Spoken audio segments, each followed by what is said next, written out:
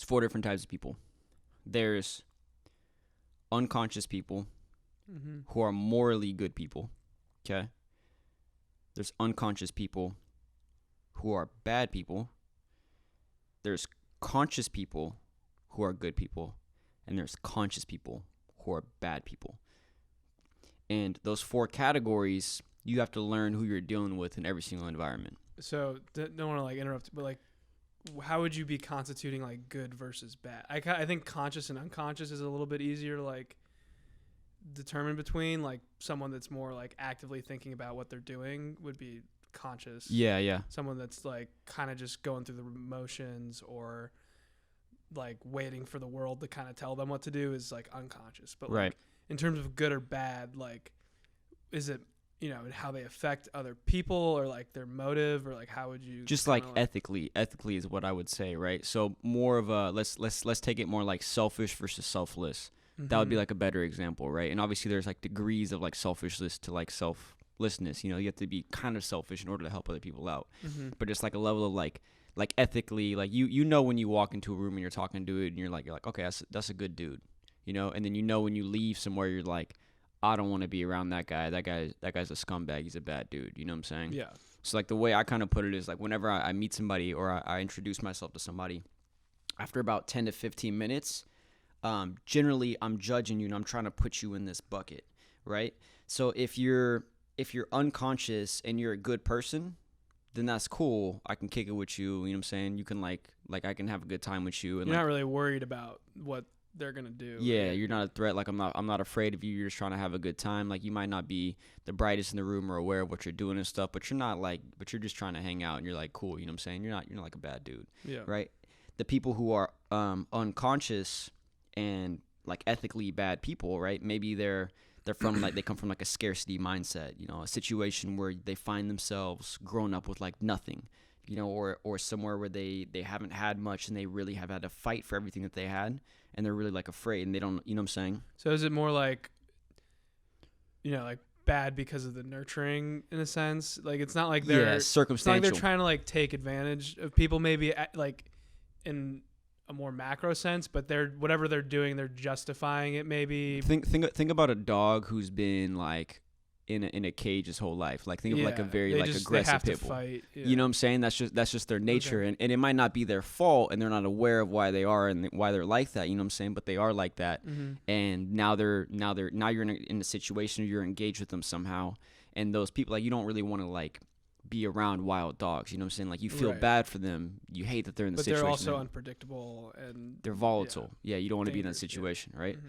Then you have conscious people who are good people, right? They have like a good ethical background. They've had experiences that have turned out positively for them. They're built from the inside out. They understand how the world works from the conscious aspect. They get it. They're paying attention. They're trying to better themselves. They're building in programs in themselves. Those are the people that I want to surround myself with, right? They tend to be good people. And they tend to live like good lives and stuff. It looks like you don't agree. You're just crossing your arms there. Yeah, you've paying attention to the Bible. Yeah. No, I do agree. I was like sometimes I think I'd cross my arms when I'm like thinking and kind of going a little bit more internal. Okay. But I think one thing I was like thinking about as you're talking about this is just where you see kind of the type of person coming from. You know, like you think these people.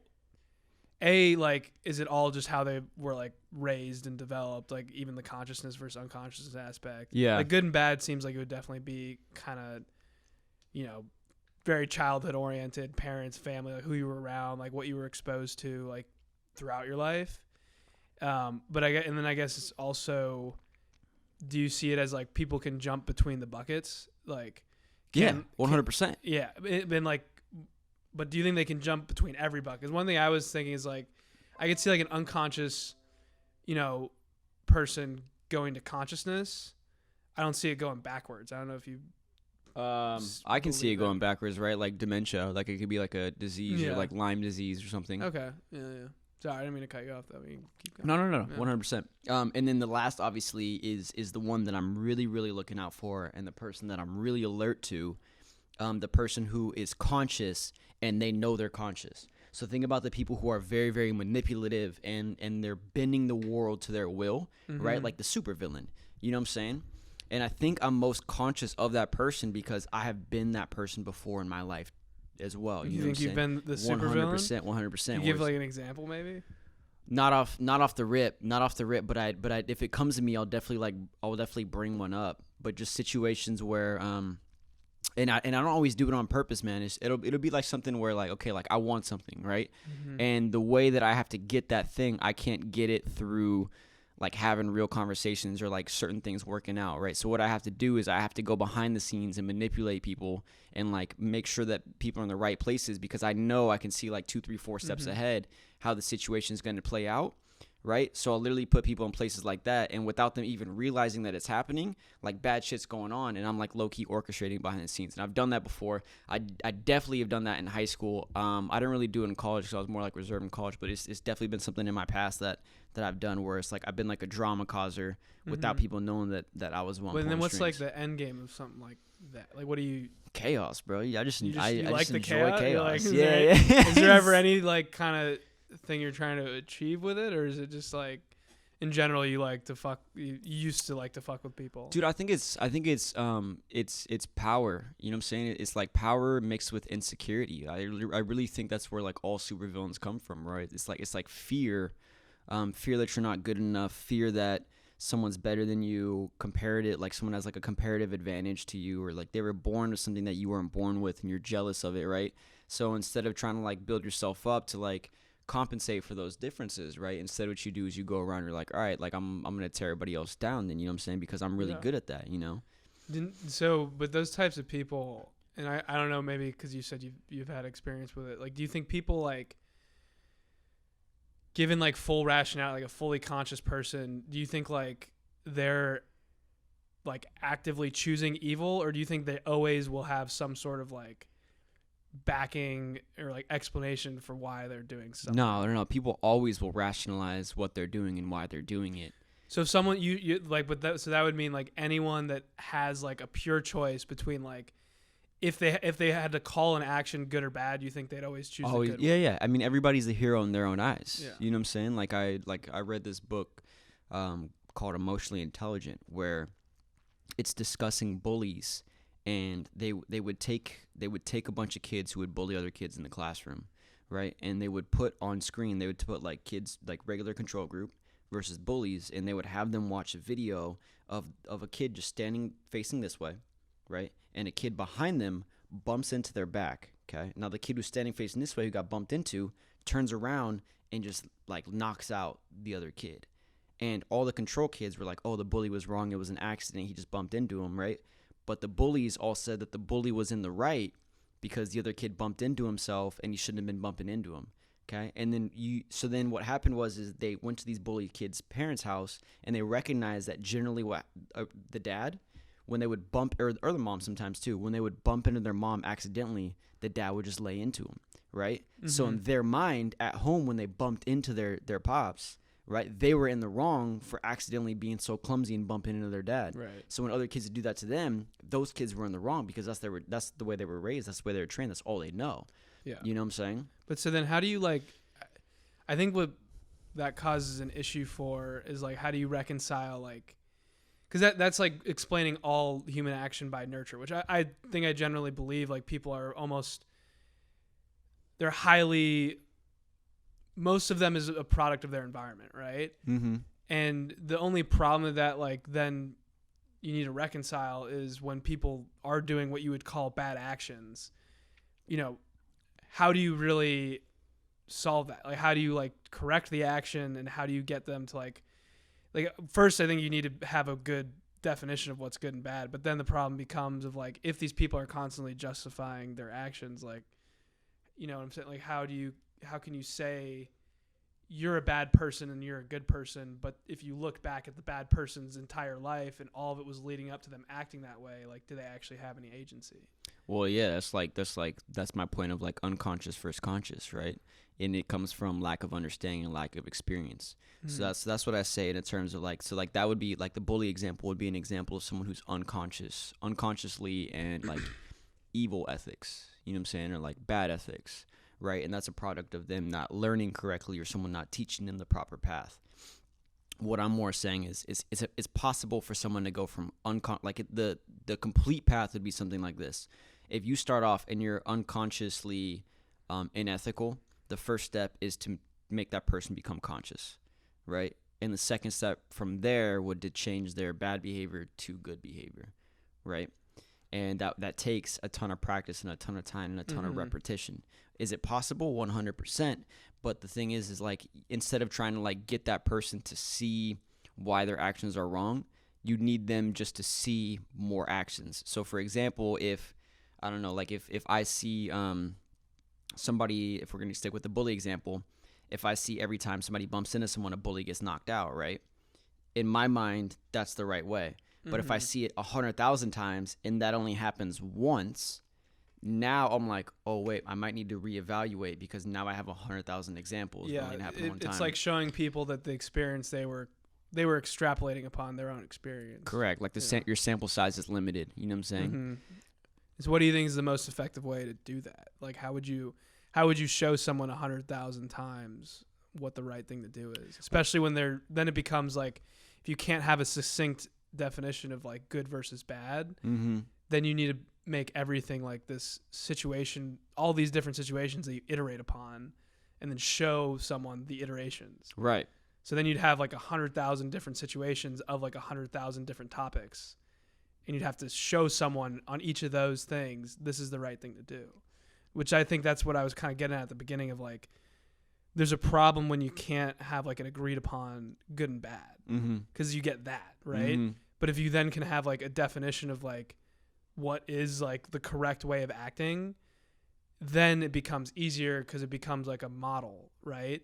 And if you can just take that like definition, then you can give 100,000 different situations that generally could be applied with this definition.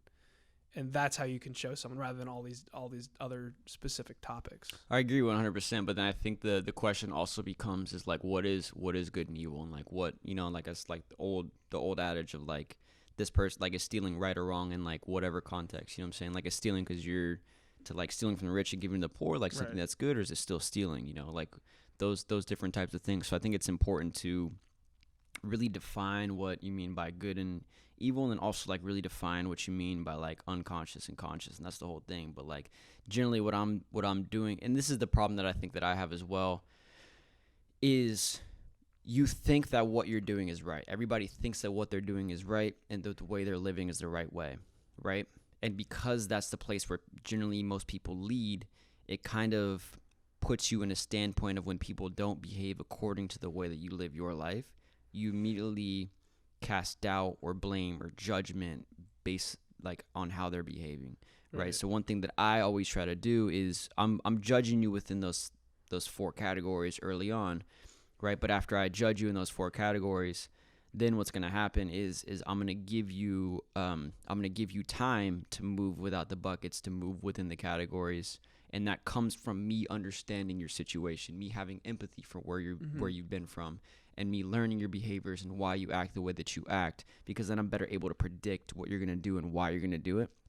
And then from there, you can almost, like, if you think that you know a better way than the way that person's behaving, then you can subtly adjust them to go down your path. You know what I'm saying? So instead of, like, giving them the 100,000 examples, like, you show them the 100,000 examples, like, over time, like, one day at a time, one brick at a time, slowly alter it that way. But then the thing you need to figure out is like, who is the you, right?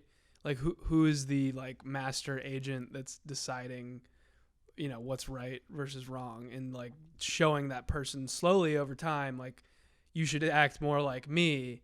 But I think on a larger scale, like, you know, the obvious maybe answer someone would say is like, oh, it's the government, like the government puts laws in place, like that's how you should act. But like people disagree with the law all the time and break laws, and the law changes though, you know. And the law changes.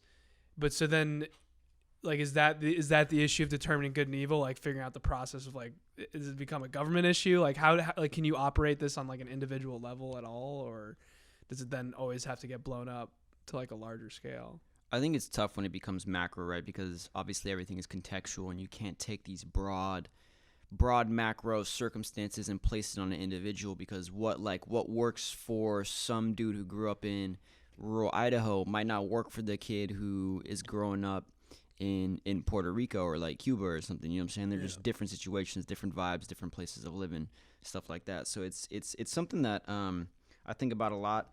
It's something like how to behave, like what kind of ethics and moral principles should I stand by, and how to correctly categorize people into certain buckets to keep myself safe, keep the people I love safe, but also help the world grow, and like what's going to end up being the best for the people around me, my community, my culture over the long run, right? Yeah. But without further ado, what's up, people? I got my boy Chuck on the show. Just wanted to get that first bit in so he can get like a little warm up. This is Reading with Ray Ray, but we're going to talk about a book called The Future is Faster Than You Think. This is the first episode that we have. I'm going to go ahead and take this first hour or so, though, to introduce you to my boy Chuck, kind of get a background on him, where he's from, what he's doing, and where he's going. So, Chuck, what's up? How you feeling? Feeling pretty good, man. Kind of weird times, but, just trying to stay good, stay healthy. Been staying with my parents, I guess, last couple weeks during this How pandemic. they been, bro? How they been? They've been good. You know Ron and Lori. Like, Yeah. My dad, this is like, honestly, he's like one of the only people that's ecstatic about, he's not ecstatic about the disease itself, but like my dad's kind of a homebody. Happy, yeah, he's happy that everybody's home. Yeah, like he works from home. Like he's from Chicago, and like all of his best friends are kind of from all over the place.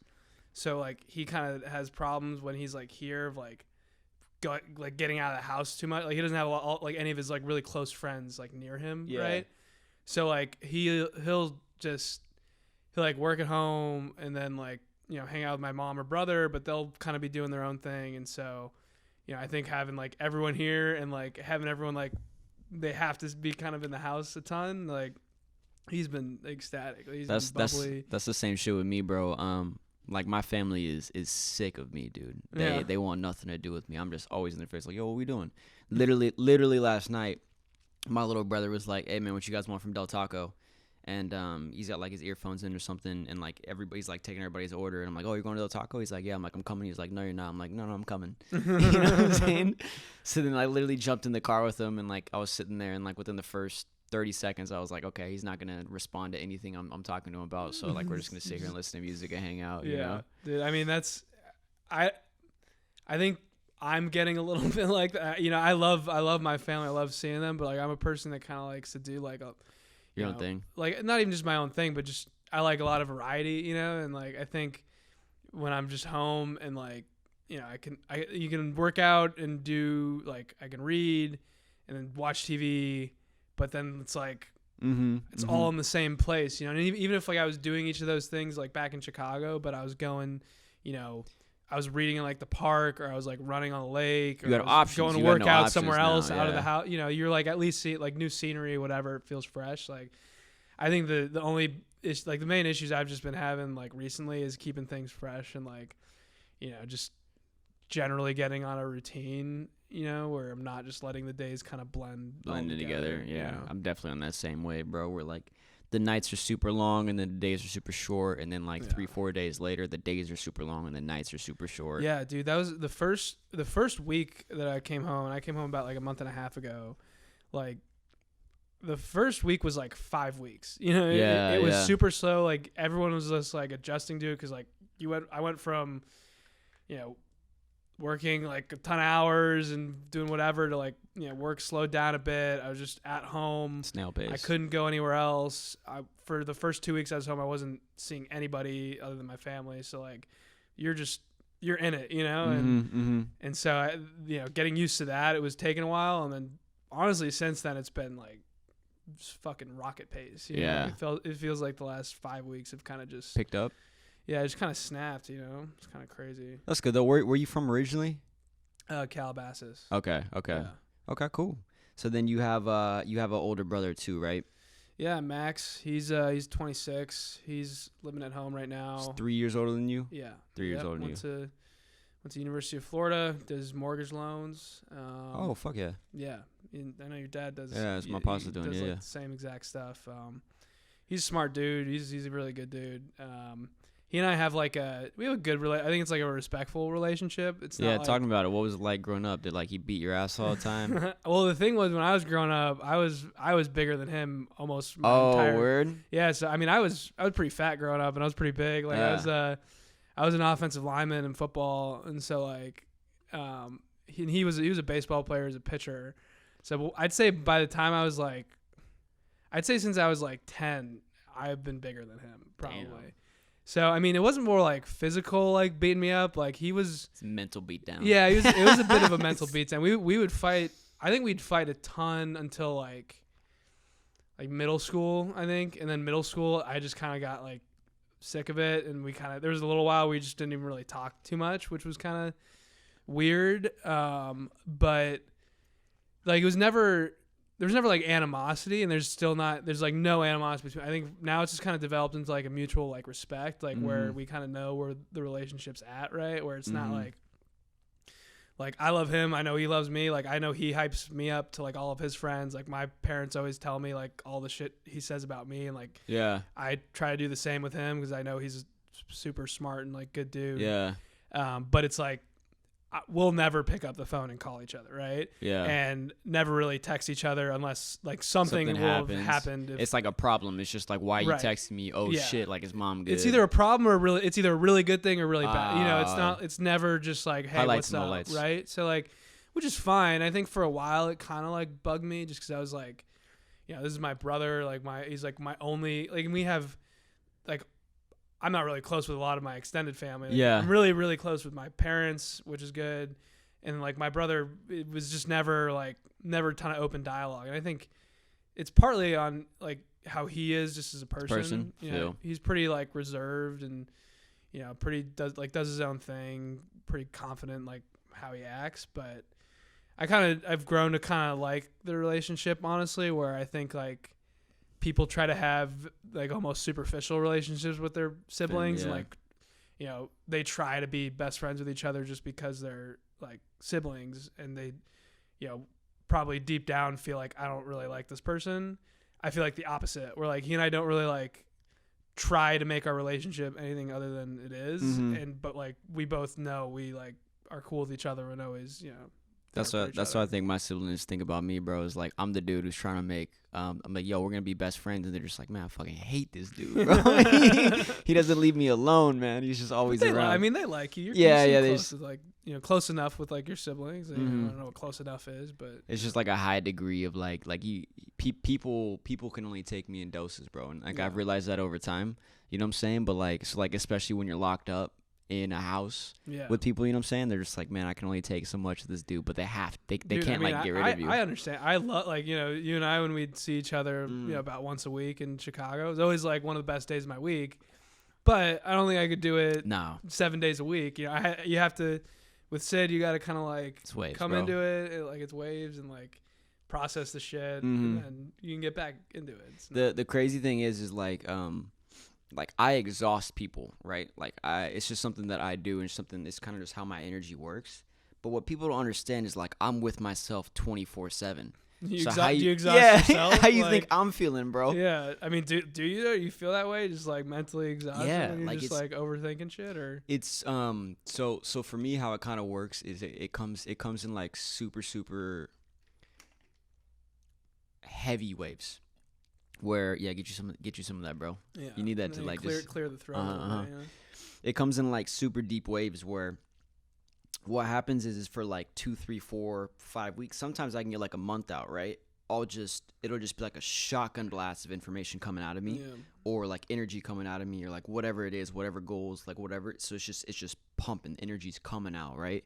And then at a certain point, I start to feel the shift like go away, and then I start to come like back downhill, and I go into like a deep hole, you know what I'm saying? And I'll sit in that deep hole until I can like slowly recover from it and take new information in, and then slowly I build back up, and then I shotgun blast the information back out, and it's just a constant reoccurring thing where almost like I think if I went and got tested for like a low dose of what do they fucking call it?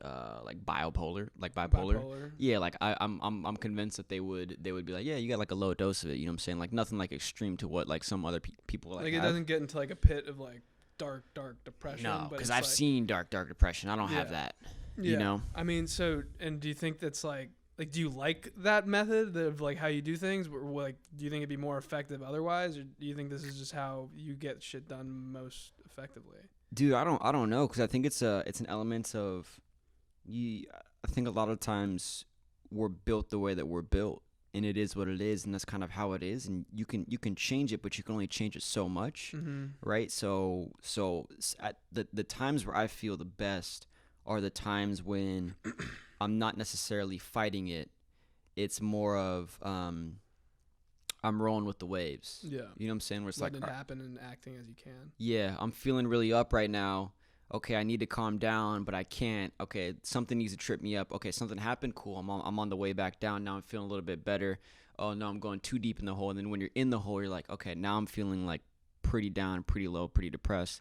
Now it's time to fight. You know what I'm saying? Like, this is the new rock bottom. I need to fight now and get out of this, right? Yeah. And then slowly, like, the motions and the volatility and the waves become bigger and bigger and bigger. With higher experiences, you take higher risk, you get higher rewards, but then when those risks don't hit, right, you come back down the hill, and then there's like lower holes, and like, you know what I'm saying? So it's just trying to manage that band and getting used. Constrict it. Yeah. I mean, I think I tend to be the same way, but maybe just a little bit more constricted.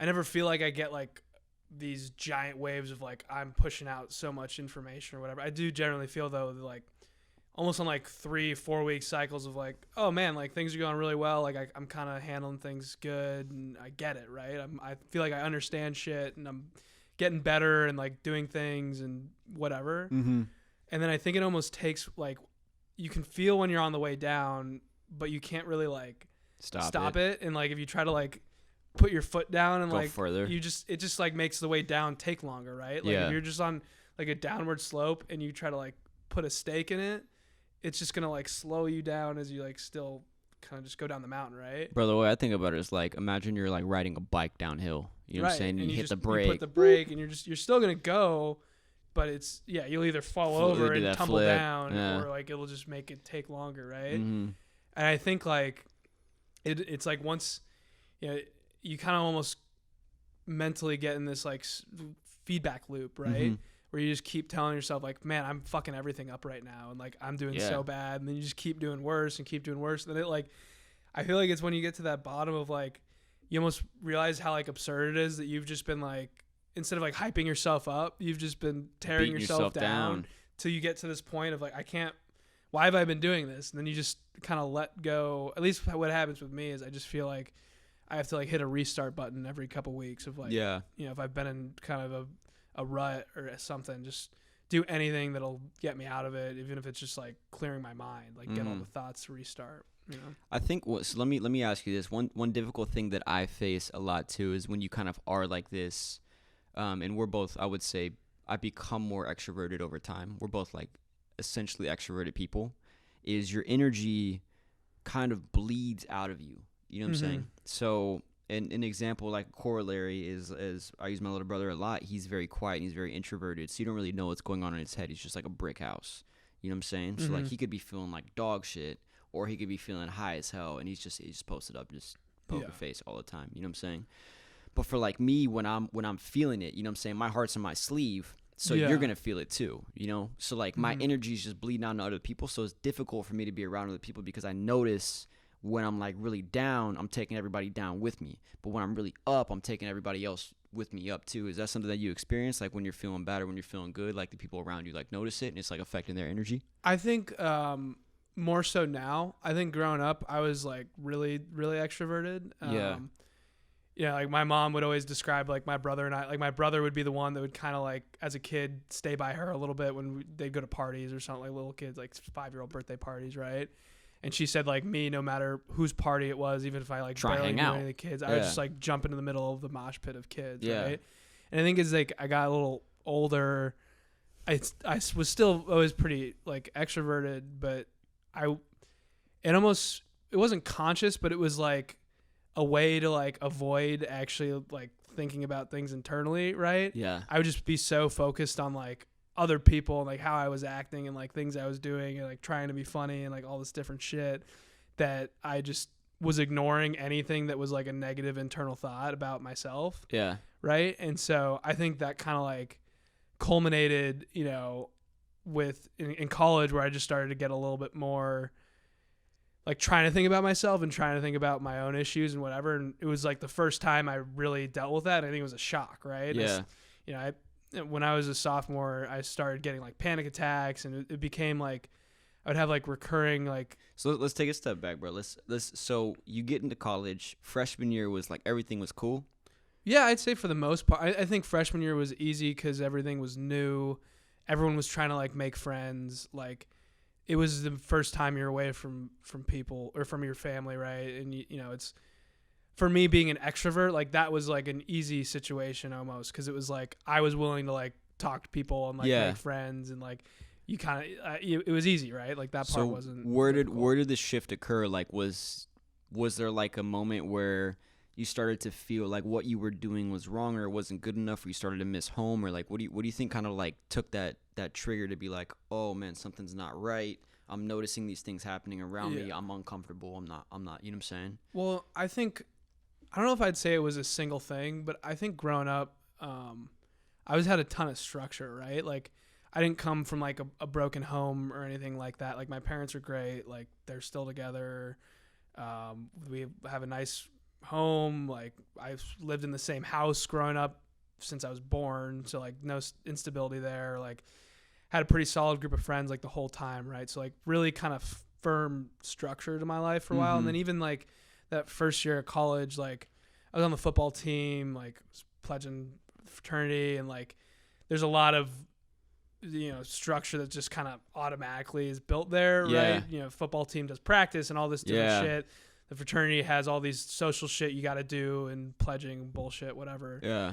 And then I think, once I was like, after pledging, I, slowly over the summer going into my sophomore year, I think the structure, or how I saw the structure, started to unravel a little bit. Like, I think when you're younger, everything seems like it's the way it is because that's just how things are, and like it's how it has to be. And I was like, starting to kind of see that wasn't true. And I know it's a little vague, but it might make a little bit more sense as I kind of get through to the kind of more anxiety stuff. But yeah.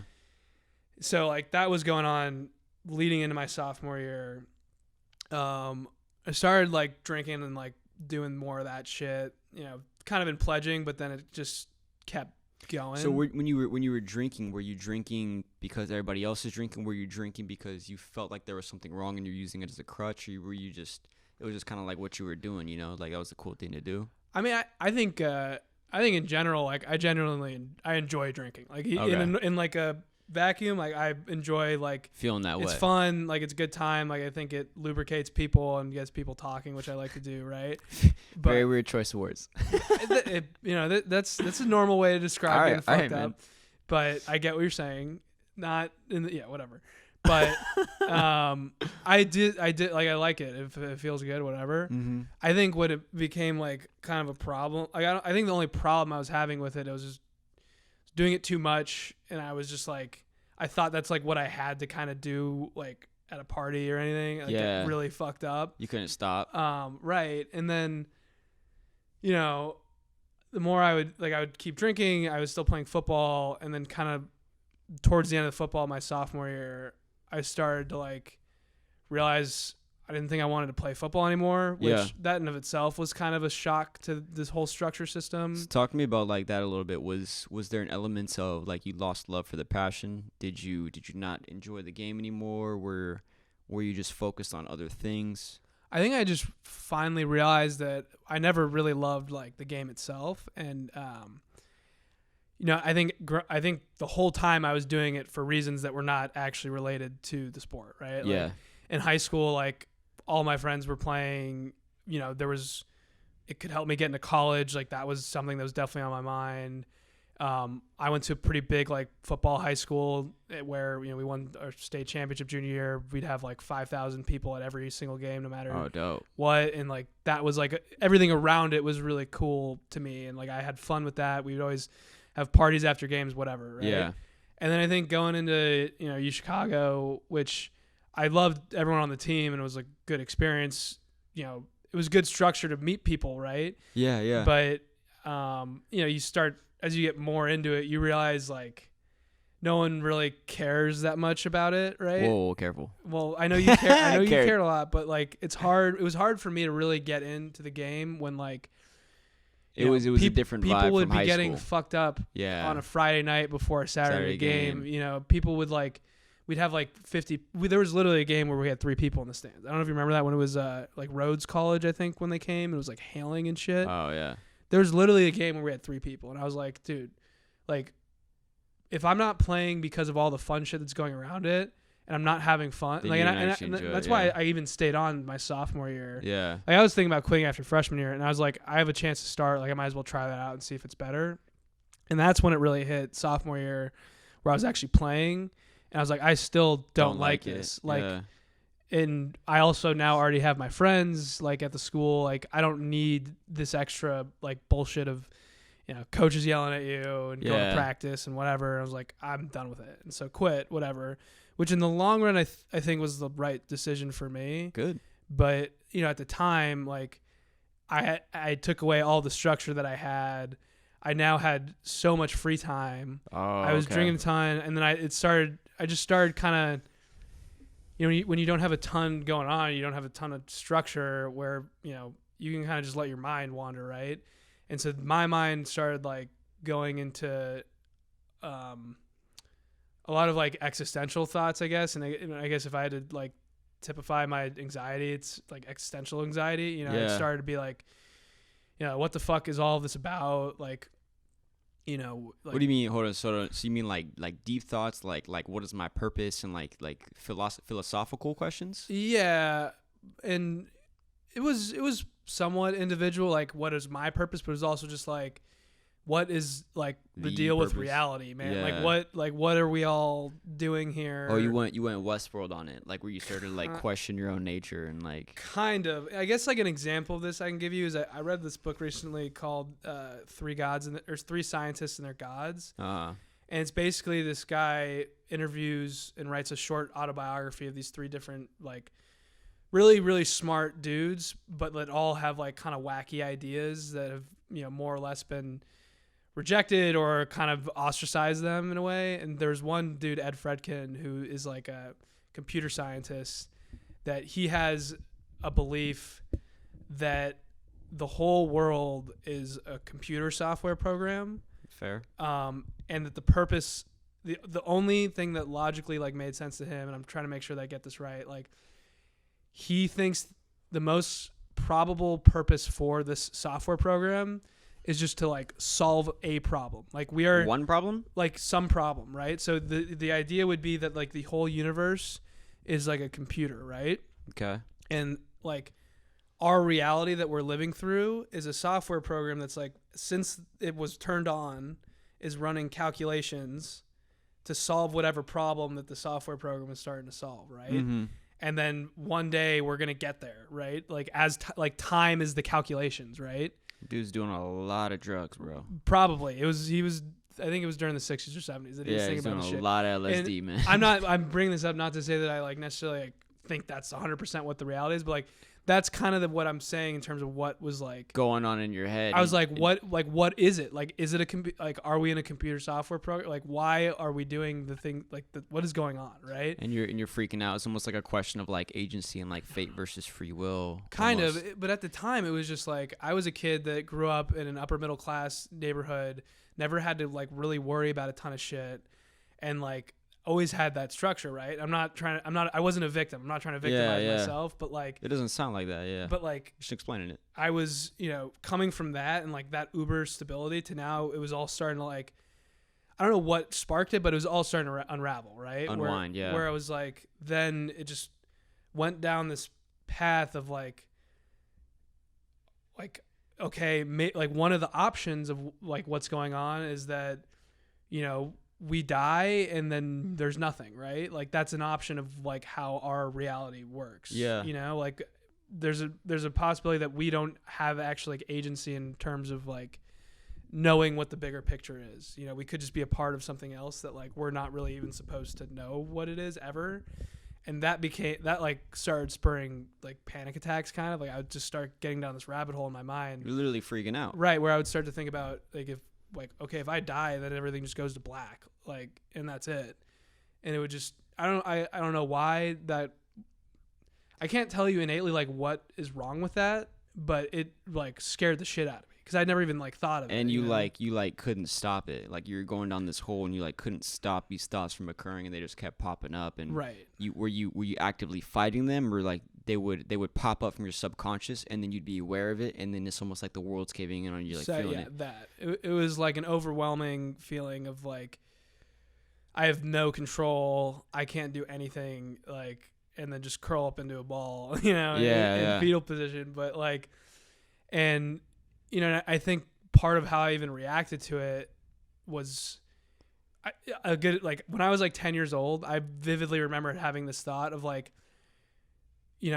oh man, like I'm going to die one day, but yeah, it's 90 years from now. Like I have 90 years, like whatever, like I don't even need to think about it. So it was never like I had this very firm, thought in my mind of like God or like religion. Like I grew up Jewish. I had a bar mitzvah, but like my family was always like culturally Jewish. It was not like I tell people I'm Jewish, right? So like, that's funny. So like it was never like I had this firm conception of like an afterlife or how like the world works. It was more like I would ignore it, right? Yeah.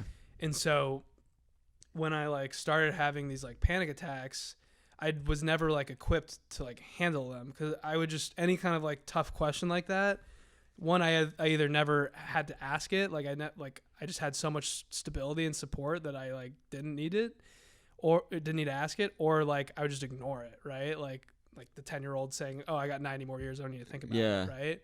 But now, sorry, go on. Yeah, what it sounds like to me, man, just from like listening to you like explain the story, is you went through this process of when you were a kid, you were very extroverted and you were always like out there and like connecting with people, right? And you were very, very much rooted in the material world, like the real world, right? And then when you went to high school, like you were playing ball, but you were only playing ball for like the love of the game, the craft. You were doing it for like the external motivation, the external awards. Then you went to college and you were kind of doing the same thing, right? Like everything you were kind of doing was really, really much more rooted towards connecting with people and like being around people and having that like that connection in terms of like physical, real world, material feeling, And then once sophomore year kind of came, you started to then go from the outside, almost like a caterpillar becomes a cocoon, right? You started to go on the inside and you felt like you were trapped inside of this cocoon, right. And you were like stuck in there and you were trying to get out the cocoon because you're like, what the fuck is going on in here? Where everything you were doing was very much rooted in the outside world, but then you took it internal. And then when you took it internal, you started to like really connect with like a spiritual and like something that's a little bit more deeper than what we can see and what we can explain away, So it felt like maybe that freaked you out a little bit. Does that sound like right? Yeah, no, I think you hit it like for the most part right there. And I think what is important too is that it's not like I had that experience and like that's when I started to get like that's not when I started to really like approach it even or like attack it. I like wasn't prepared to like handle it, or I didn't prepare myself, right? Or I was just a pussy about it, right? Yeah. And so instead of, like you're saying, like being in that cocoon and then trying to like break out of it, I basically just used like the same tactics that I had always used and like tried to ignore it and like figure out a way to like cover it up. So try to go back to being a caterpillar instead of becoming a butterfly. Just like trying to focus on a bunch of different shit that was, it's all the things that people tell you are like good for you. I was doing some of them where it was like working out more, like trying to eat healthier, doing that stuff. Like, that it can help. But I was doing a lot of the things not so much as like a way to, it wasn't all for me, right? It wasn't like doing things internally, really. I was doing things because, like, I was losing weight because I always felt like I was the fat kid, and I had this like chip on my shoulder. Was like, I just want to I didn't have a good image of myself, right? Because I thought other people like thought of me like that, right? Yeah. And so I wasn't actually doing it because I thought it was like the right thing to do. I was doing it so like other people would think it was good, right? Mm-hmm. And so I would then also kind of just like distract myself with like relationships and like just trying to focus on like girls or like my friends or going out partying still, and it worked for like a bit. Like I think focusing on like the health shit was good and a really easy way to distract myself because I had a good amount of like shit to lose, and it took me about like 9 months. So like it was an easy way to like distract myself for about 9 months, right? Mm-hmm. And then it kind of just like happened all again. Like once I got into a place where like I was finally like I had a better like self-image of myself, like physically, I guess. Like then it became like, what's next, right? Like I was able to like distract myself for a bit on like a mission, but then it was like, what else now? Like, you know? So it feels like almost that you are like, you'd say you're a routine person and you need to be like caught in a routine and like going towards a certain goal in a certain path.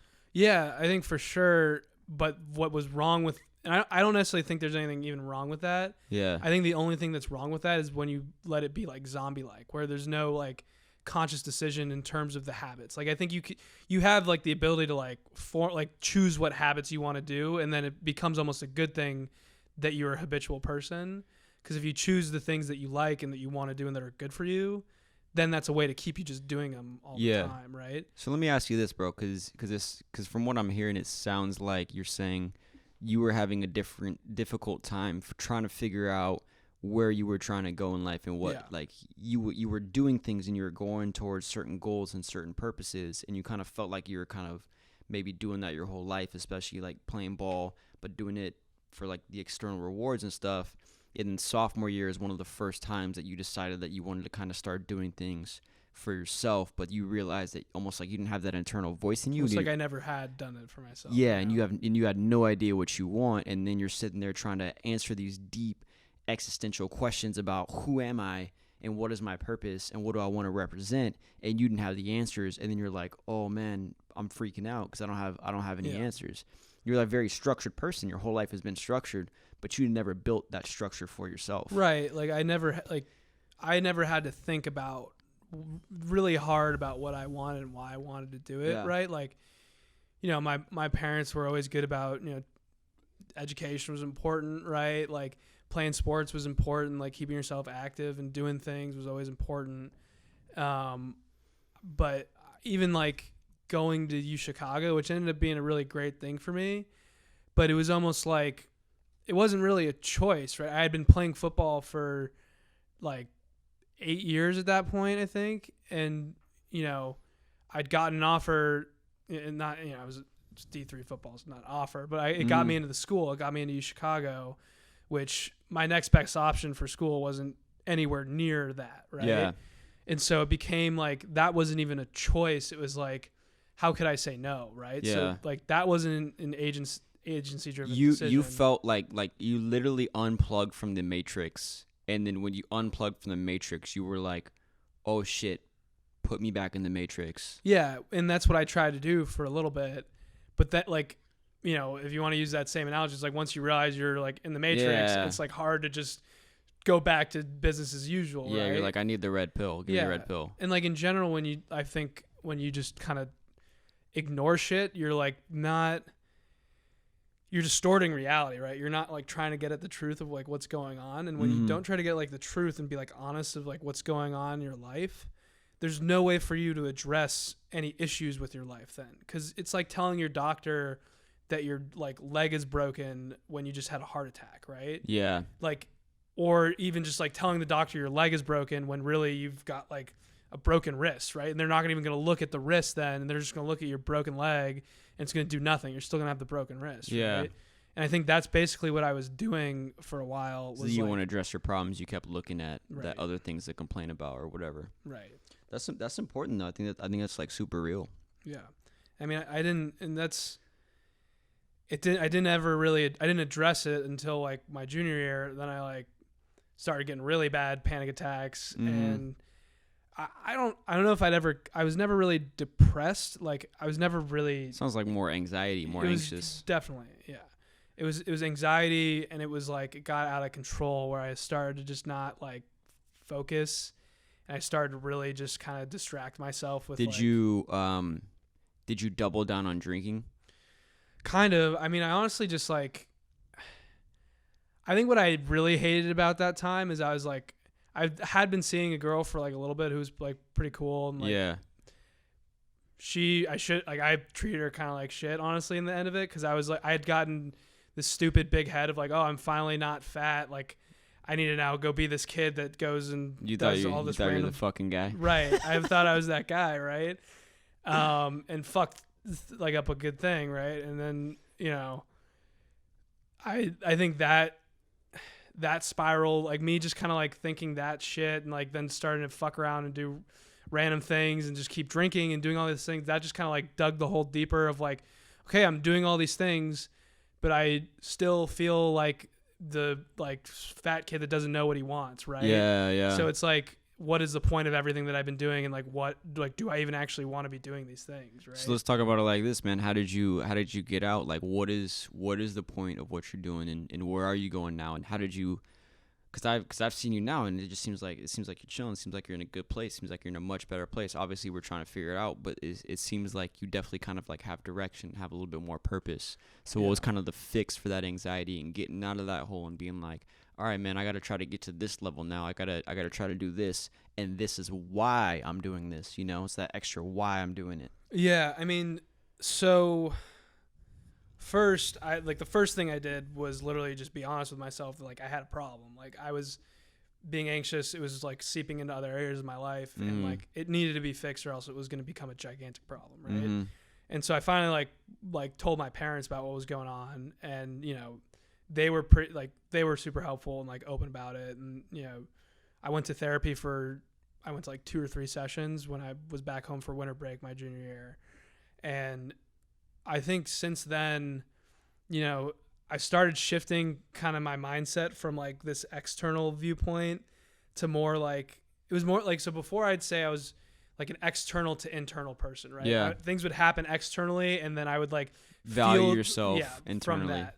But then I think what shifted is understanding that like you like no matter where you are externally, like your internal mind always follows you, right? It's like the adage of like people that try to travel and escape their problems, like no matter where you go in the world, like your problems like are with you, right? Mm-hmm. So like for me, it was then like figuring out that I needed to really kind of explore my own mind and like figure shit out. So I started like meditating a lot more. I started like doing the working out and eating healthy shit more from a standpoint of like I knew it was good for me, like, and trying not to make it about what other people like thought, Mm-hmm.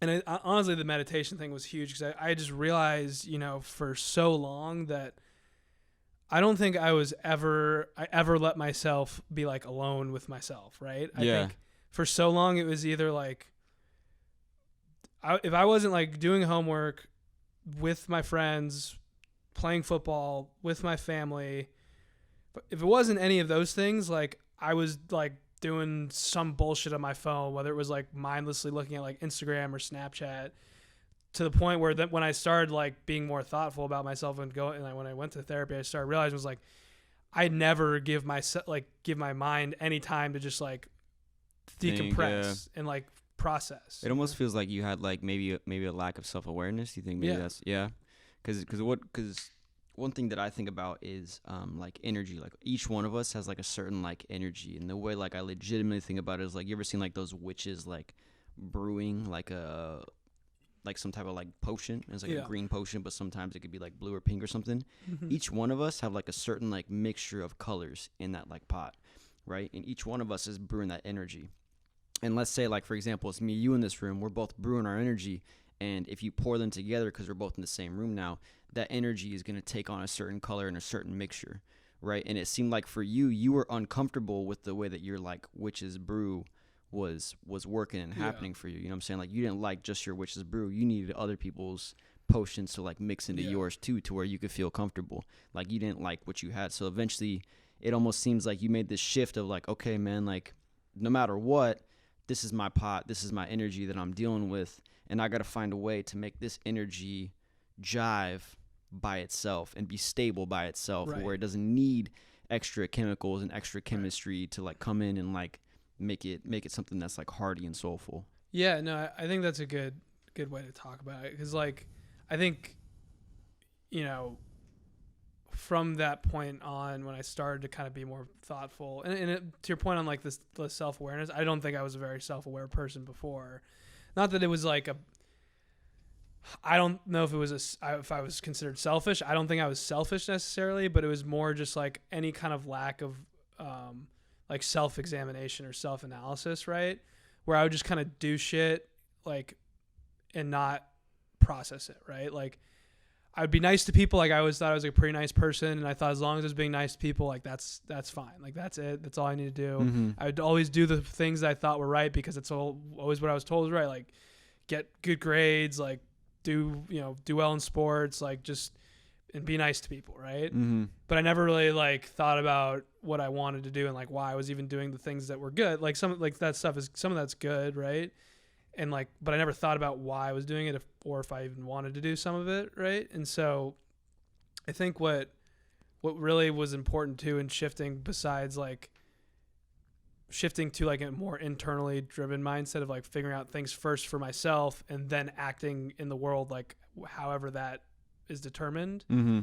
I also think I started focusing more on things as like a process, and rather than having like an end goal, like like more just trying to enjoy like the journey to the what's going destination, on, right? 'Cause the ride. in the end, there's only one destination, right? Like that's the grave, right? And so, and we know, like, I'm not an atheist. Like, I'm not religious particularly. Like, sometimes I swing more religious than not, or more spiritual, I guess, than not. Mm-hmm. I think I'm like agnostic, where I think we can't have the certainty. We don't. We're not supposed to.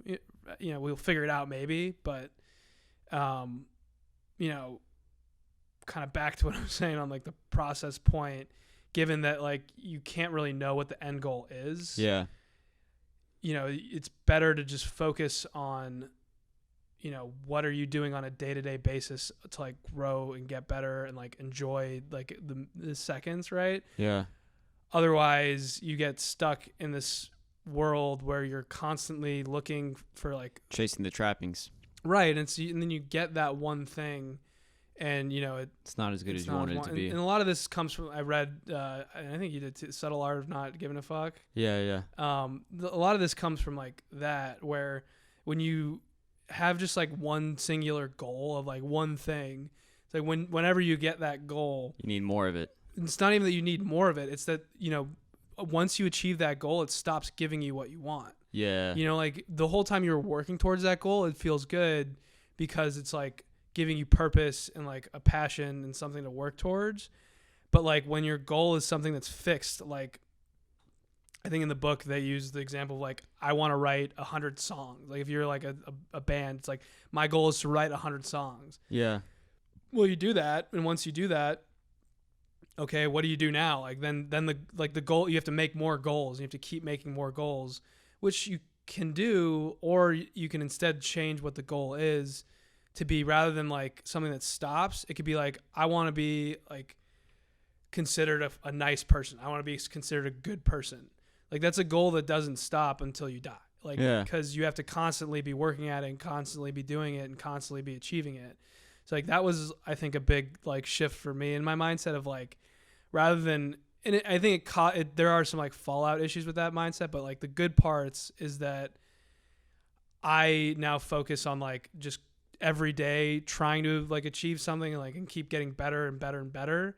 Where the negative parts of it, I think, is that I think I still struggle with having that like direction, right? Like something to grow towards. Like I genuinely think I try to get better at something like every day. Like I read something, or like, I play guitar. I like talk to people. I try to like strengthen my relationships or something. Mm-hmm, mm-hmm. In the way that I've like just recently started to like think about how I like conceptualize how I grow and like develop is, rather than being like a pillar that's like growing towards like a singular point right here, it's almost like how a dome, like how you'd build a dome, right?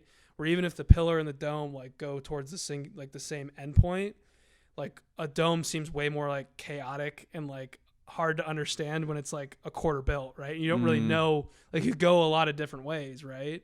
But you're still getting to that same place. Hopefully. I mean, that's what I hope. I've been trying to figure out like what that place even would be, but I do generally feel like I'm sometimes kind of like scattered in what I like focus on, right? Yeah. Like I like a lot of different things that I can try to piece together when I think about them, but on first glance, it's like hard to really just. Yeah. make it What I'll fit. say, man, just from listening to your story, and actually this is probably like the first time I've heard it like and you put it in this way, is it you can definitely see the shift of like just from when you're saying like you're playing ball for the state championship for the eyeballs, right? But then you stop playing because the eyeballs weren't there and the external rewards weren't there.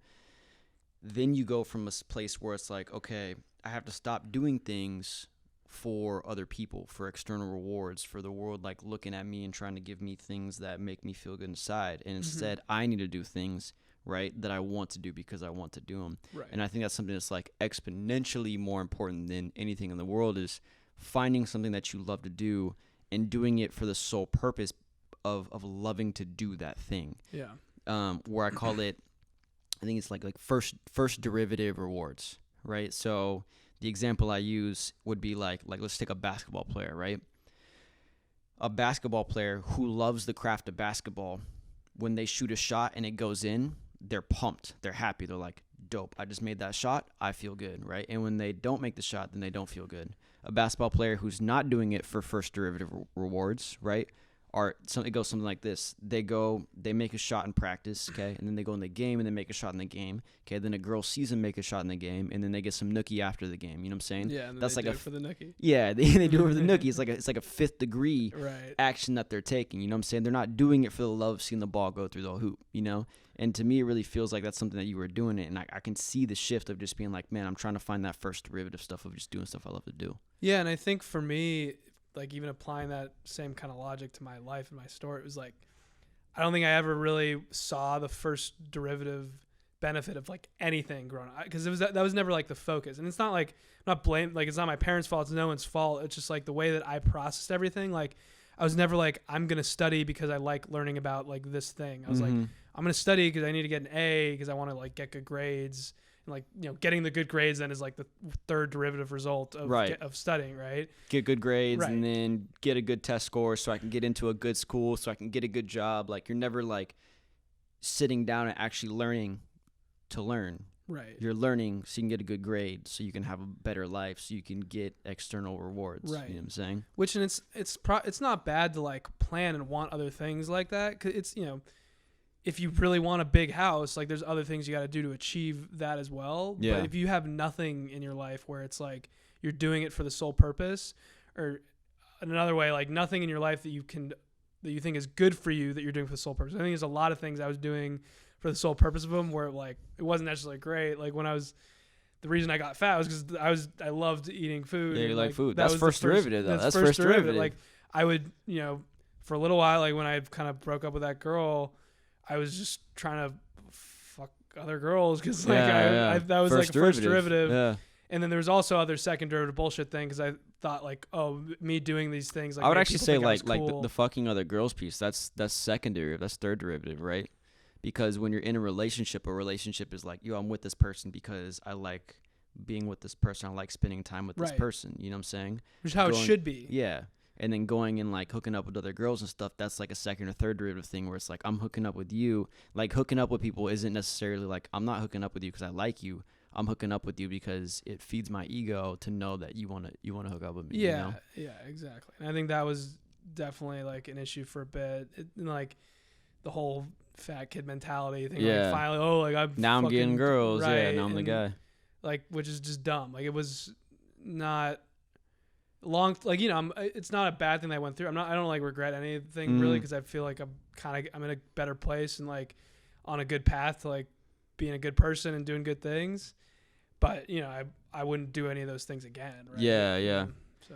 And then the last thing I want to say, because we got to wrap up here. That's close to an hour. Is you mentioned like death and like you feeling like insecure about death and not knowing what's coming next and in that black hole or whatever. I think personally the way I've been able to like shift my mindset around death is life is really an experience, right?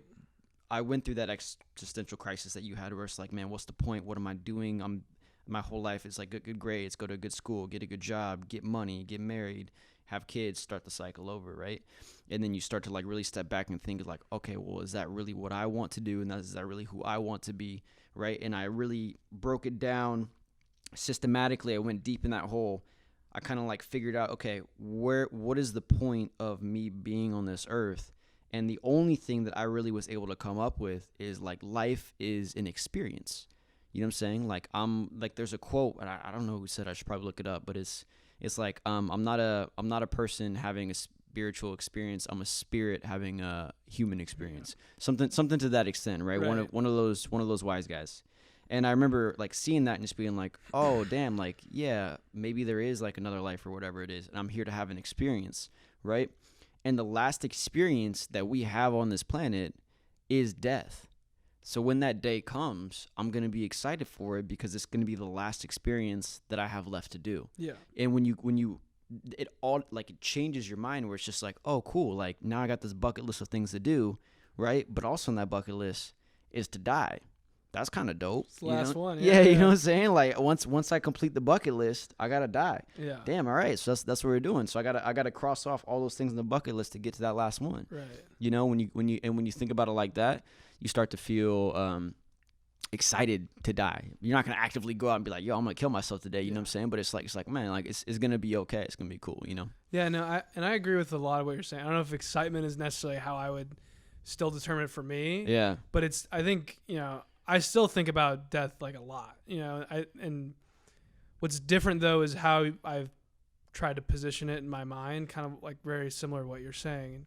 I started reading a lot of I just wanted to try to understand more like how other people think about death. Mm-hmm. And so I've read like a couple books like related to like Denial of Death is an amazing one by Ernest Becker. I don't know if I know I've talked to you about it a lot. Trying to that one you got to sit down and pay attention to. Yeah, that's like a fucking textbook, whatever. But and then there's another one, When Breath Becomes Air. It's about this neurosurgeon that in his last year of residency gets lung cancer, and it's like his Huge memoir. Like how do you then position life? Like that's kind of what I was saying too earlier. Where one of the outcomes he gets from that is he wouldn't have changed his life. Like he loved the process of becoming a doctor. Like he was a writer. Like he loved all of his experience. Like he got married. He had a daughter. Like regrets nothing. Yeah. Right. Like, and then it becomes where you position death not as like an endpoint where then like everything sucks and like everything's done, but it's like kind of. I think there's a quote. I don't know if this is in Denial of Death or Subtle Art of Not Giving a Fuck, which are kind of different books, but Subtle Art of Not Giving a Fuck does quote a lot of Denial of Death. But it's like a quote that, death is like the shadow by which you see like the light of all of life, Yeah. So like I think, and that's like kind of how I try to position death in like my mind, where it's like, I know it's there and I know it's a thing that's going to happen. Like there's no denying like that. I think of life as a pretty subjective experience, but I think the only thing you can be certain of is you're going to die. Right. And it's then understanding that and seeing how you can live like in the face of that and like what you want to do, knowing that one day you're going to die. Cool, bro. Well, I appreciate you coming on the show. That makes a lot of sense to me. And then we'll definitely pick it up with a lot of these reading with Ray Rays that we got coming on. So appreciate that, bro. Sounds good, dude. Thanks for having me on.